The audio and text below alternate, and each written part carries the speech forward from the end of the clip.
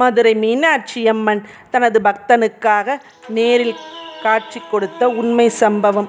கிபி 18ஆம் நூற்றாண்டில் பிரிட்டிஷ் ஆட்சியில் மதுரைக்கு ஆட்சியராக வந்தவர் ரவுஸ் பீட்டர். அவர் மதுரை மீனாட்சி அம்மன் மீது அதீத பக்தி கொண்டவர்.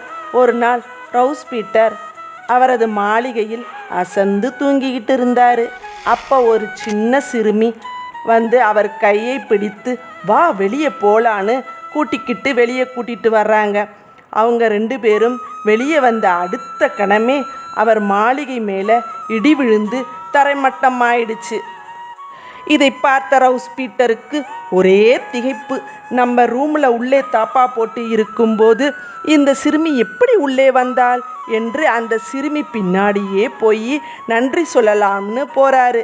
அந்த சிறுமியின் காலில் எந்த ஒரு செருப்பு எதுவும் அணியாமல் வெறும் காலுடன் நடந்து சென்று மீனாட்சி அம்மன் கோவில் பக்கத்தில் போய் மறைஞ்சு போயிடுறாங்க.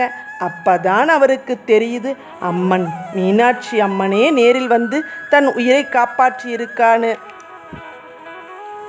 தன் உயிரை காப்பாற்றிய மீனாட்சி அம்மனுக்கு காணிக்கை செலுத்தணும்னு முடிவு செய்கிறார்.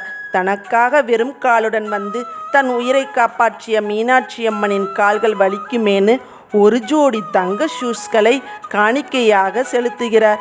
இந்த தங்க ஷூஸ்களில் 412 மாணிக்க கற்களும் 72 மரகத கற்களும் 80 வைரக்கற்களும் பதிக்கப்பட்டுள்ளன.